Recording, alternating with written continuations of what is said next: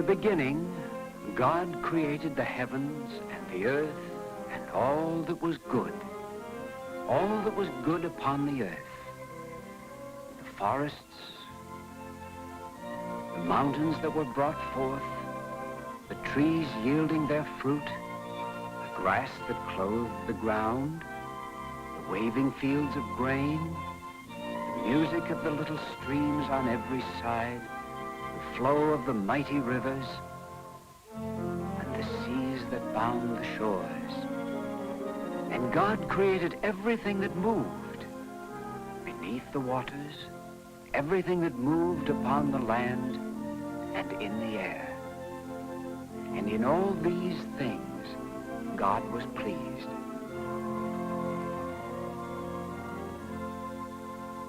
God was pleased, for here was a fitting place for his most beloved creation, man.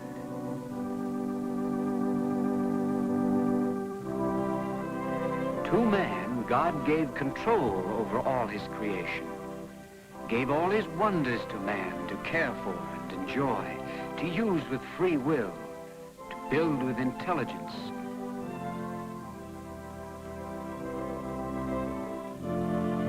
to live not only in the image of God, but also in the Spirit of God.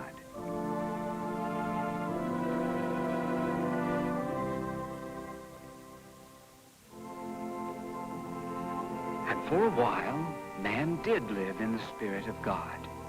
Man loved and understood God, and with this understanding and love, man found peace. Peace within himself and peace with his neighbor.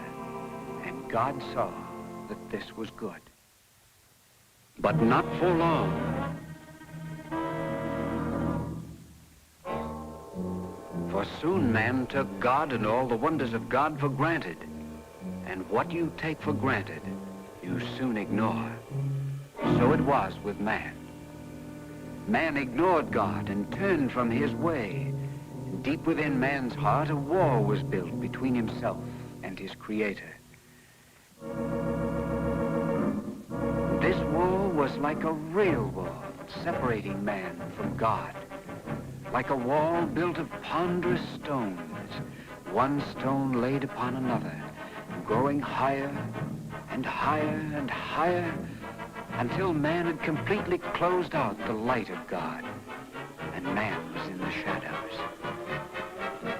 Here in the shadows, man was fearful. In the shadows of his own making, man found no peace. No peace within himself, no peace with his neighbor. For if a man turns away from God and will not love God, then he cannot love his neighbor. And where there is no love, there can be only fear. In fear, man builds new walls, walls of hatred, walls of envy, walls of distrust, intolerance, and greed. Man builds all kinds of walls against only one kind of love.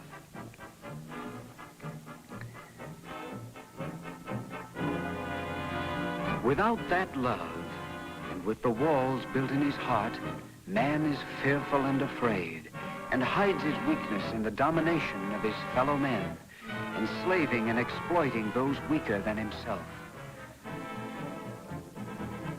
Throughout man's history, crafty leaders, themselves fearful and afraid, have played upon this weakness.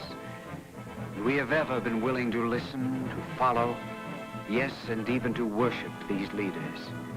Even some of us in the church, hiding behind pious masks, have at times led men far from the way of peace. Man has stumbled on in fear and trembling, carrying high the banners of selfishness and hypocrisy, shouting and demanding the way of peace. But the peace only God can give, man himself has shut out of his heart. Is it any wonder that man in the shadows cannot find the way of peace? For to have the way of peace, man must have a changed heart, a heart that is not filled with fear and hatred.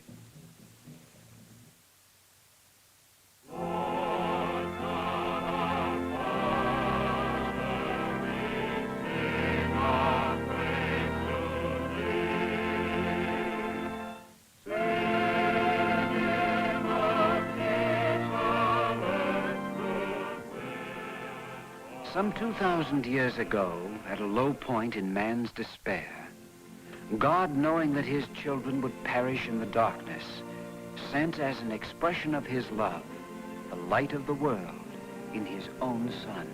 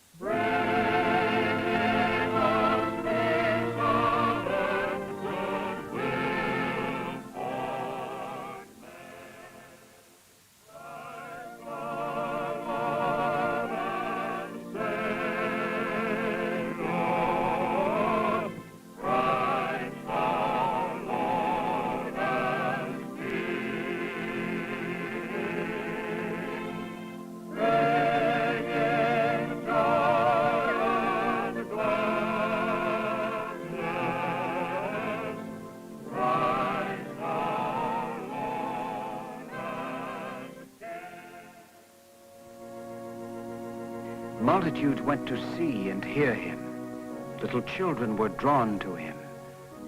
The laboring man, the poor man and the rich, the teacher and the doctor, the soldier and the statesman, the outcasts and the despised, the sick and the dying, they all came to see and hear him.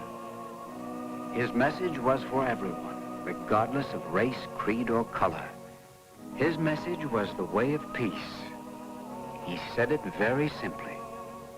He told us how to remove the walls within our hearts. And his words were, "This is my commandment, that you love one another as I have loved you."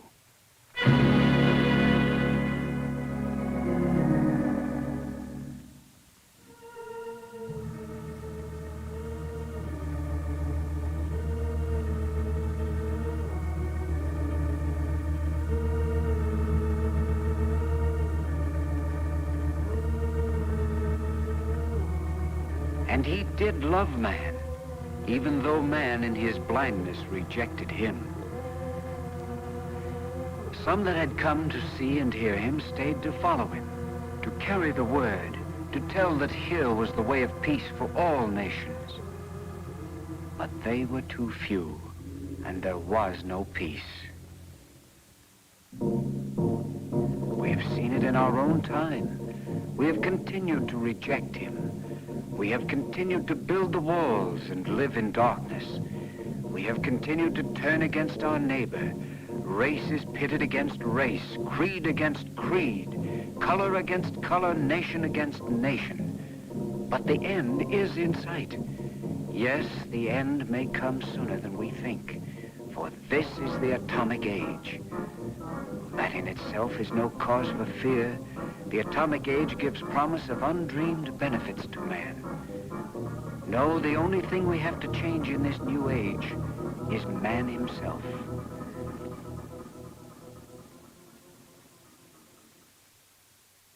Man now has control of forces with the potential power to destroy himself and all the wonders that God created. Man has harnessed the power and the energy of the atom for destruction.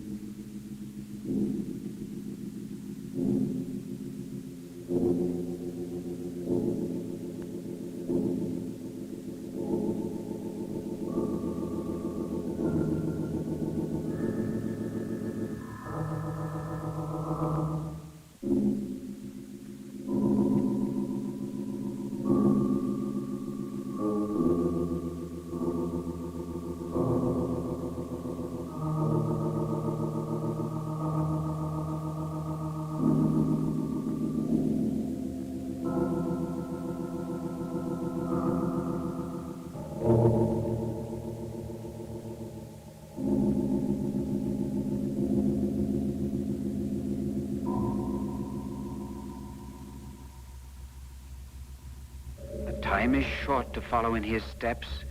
The time is short to walk the way of peace. This well could be the last hour for decision, for it is quite possible that one day the end result of our hatreds, greeds, envy, selfishness, intolerance, and distrust will be